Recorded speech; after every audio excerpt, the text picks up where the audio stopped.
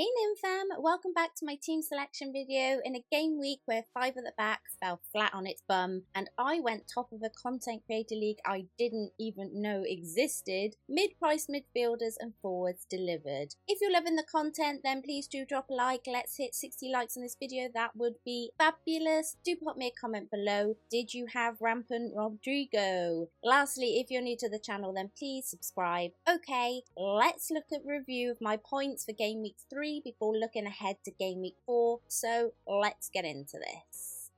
Ramos was back this week with a nice clean sheet for 6 points. Sanchez, unfortunately, still matching him for less money. Boy, how I'm regretting not going for him at the start of the season. My defence took a big hit in points this week. Thankfully, I only played 3 at the back because Cancelo and Trent got a total of no points and James only bettered them by 1. Wow, what a disaster. In midfield, Salah managed a cheeky goal for us FPL managers that didn't go for Jesus or Haaland. He even nabbed a bonus points for 16 points. Diaz, on the other hand, could only manage 2. I had a feeling United might nick something against Liverpool, but I wasn't quite expecting that performance. Fair dues. Martinelli is the gift that just keeps on giving. He's been so consistent this season with 2 goals and an assist. The assist coming this game week against Bournemouth for 6 points towards my team total. Absolute legend. Gross was my only transfer in this week. Look, I'm not going to lie to you guys, he wasn't really the plan. As you guys will know from last week's video, Jensen was my preferred move from Bailey if making one transfer. But I did that fateful thing of asking Twitter about Jensen and people seemed to think that his minutes would be mixed, that other players had come into Brentford that might put him at risk. So I did a stats comparison and gross one out on those. So Bailey dropping in price Tuesday evening last week, I took the plunge and regretted it instantly. Felt like Trashard all over again. He did, however, surprise me with an assist. However, it was matched by Bailly, who I sold, and Jensen, who I heavily considered and would have cost me 0.5 less. Lesson learned on gut feel yet again. Rodrigo and Sanchez are still punishing me on that front.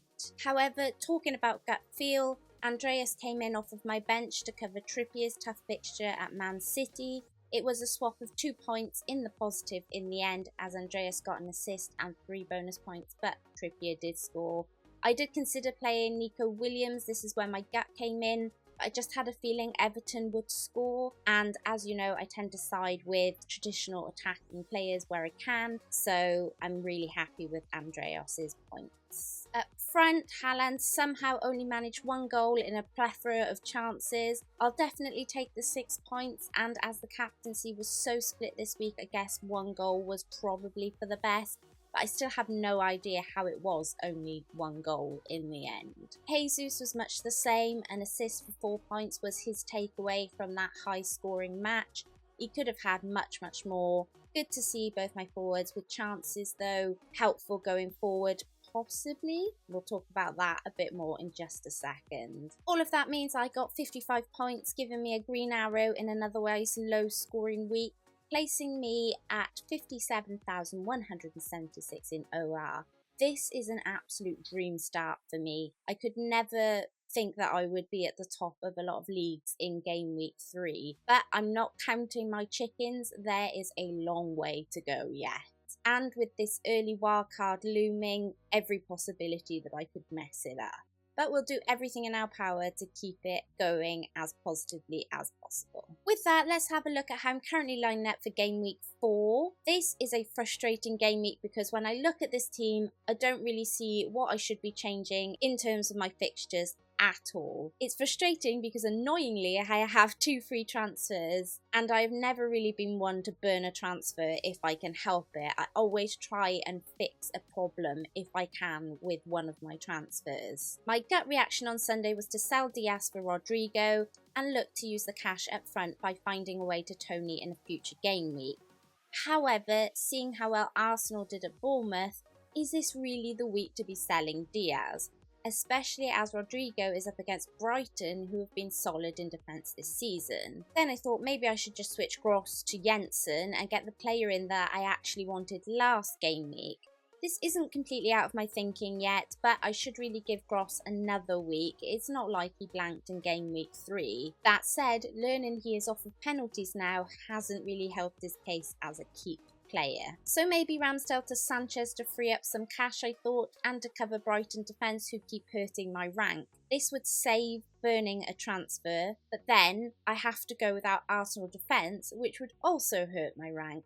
So I'm not sure I'm really winning out on anything there either. When Trippier got his red card, not gonna lie to you guys, I thought I'd finally found my out. I'd been handed my opportunity to get Rodrigo in by downing Trippier to a 4.5 million Brighton defender and upping Gross. But then it was overturned, and watching him in that City game, generally, he was all over everything. He was taking corners and free kicks, and he scored a cracker of a goal. So I can't really go and sell him now, can I? I mean, that's been cut off entirely. So with all of that, I have no clue what to do with my 2 free transfers. I know I want Rodrigo in my team and either Tony or Jensen or both, but unfortunately, how I'm set up, I can't get to Tony or Rodrigo easily at this moment in time. It almost feels like I need one more game week to get more information out of this team.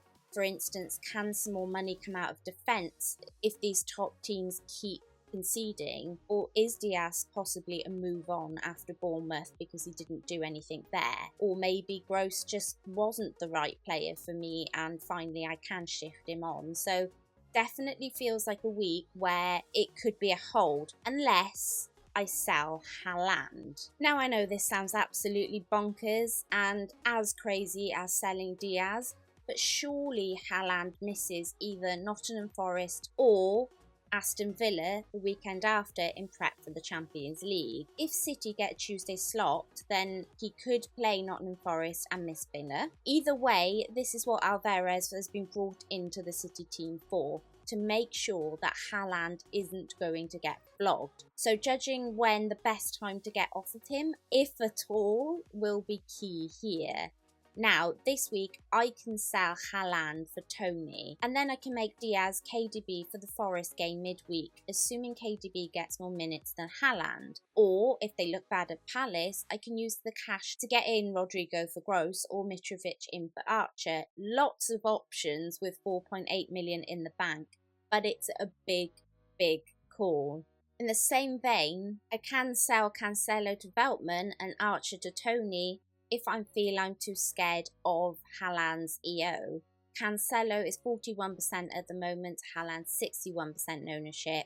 Selling Cancelo would hurt a tiny bit less. Either way, I realise it's very against the grain, not something I like doing early on, but the prices movements have meant that I am locked out of easy moves to players I want.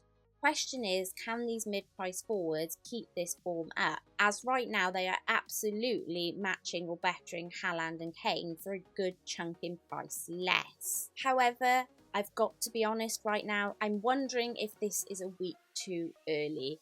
As I said before with Diaz, really I have to give him Bournemouth. To be honest, I really probably need to give HAALAND Crystal Palace, and I need to find out when City's Champions League slot is going to be. I'm not completely against doing either of these transfers, but it would take some big upside chasing to make the leap.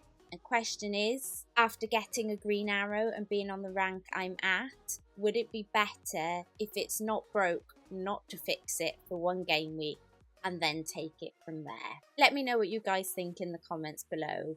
Would you chase it to keep up the rank, or would you say, you know what, I'm doing pretty good, leave the team as it is? Captaincy is on Salah at the moment. It's close again for me between him and Jesus, just based on what I saw last night with Salah being able to nick a goal in a really tough fixture. He probably wins out slightly for me with going to a lesser fixture at Bournemouth. Okay, moving on to the trending transfers. Unsurprisingly, Rodrigo is the top player in this week. He's been brilliant, he's been so consistent, and a lot of people like myself didn't get him in because of that Chelsea fixture, and he has potentially a tough fixture in Brighton up next, but I don't think that'll be putting people off after what they've seen at Chelsea. Perisic, 2 assists now, looking really, really good. However, he did go off with a bit of a niggling injury. So for myself, I know a lot of people have already jumped on him and got the price rise.